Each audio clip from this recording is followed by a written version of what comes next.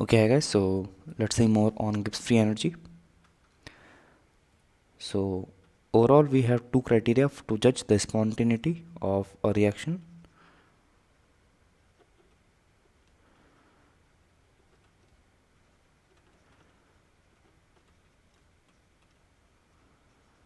To judge spontaneity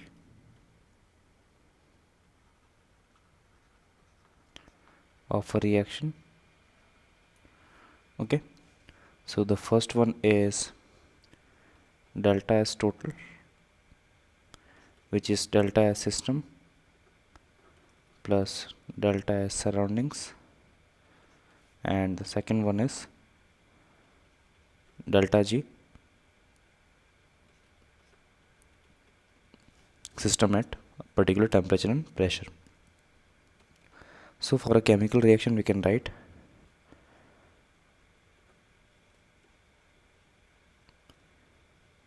that delta G is equals to delta H minus T delta S.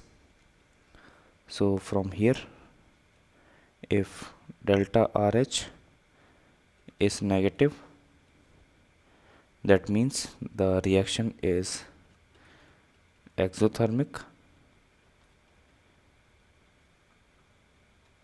Okay, then the reaction is enthalpy supported.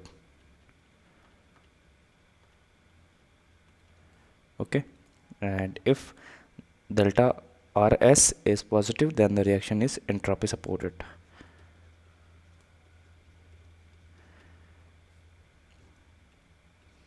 Then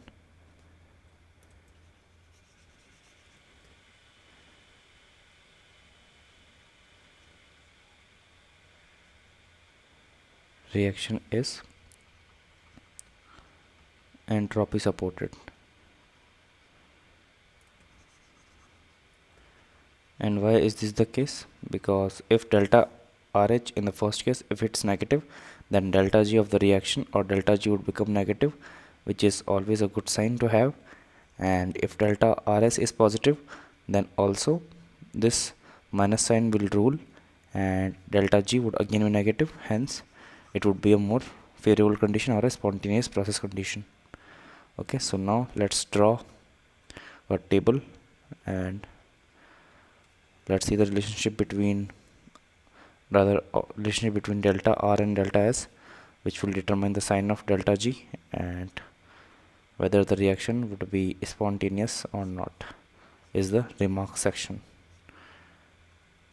So first we have, let's say, please remember the form that delta G is equals to delta H minus T delta S. Okay, so from this we can write that if delta RH is negative and delta RS is positive, then this is negative, this is positive, so overall delta G would be negative, and the remarks, it would be a spontaneous reaction. Okay, let's see the second point in which delta RH is positive. So if delta RH is positive and let's say delta RS is negative, so negative negative becomes positive, and delta H was already positive, hence delta RG would definitely be positive. This would lead us to a non-spontaneous process. Third point is we have delta RH as positive and delta RS as again positive, so both of these two are positive. Now we have two conditions, that at very low temperature or at low temperature we would have delta RG value as positive, hence this would be a non-spontaneous reaction or a process. And second, we have at high temperature, so at high temperature we would have this value dominating over this positive value, hence delta RG value would be negative, so this would be a spontaneous process.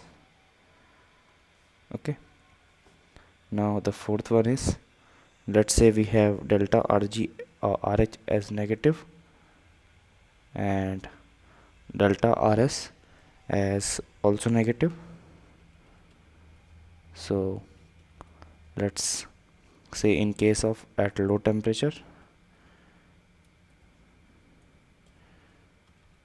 we would have the value of delta rg would be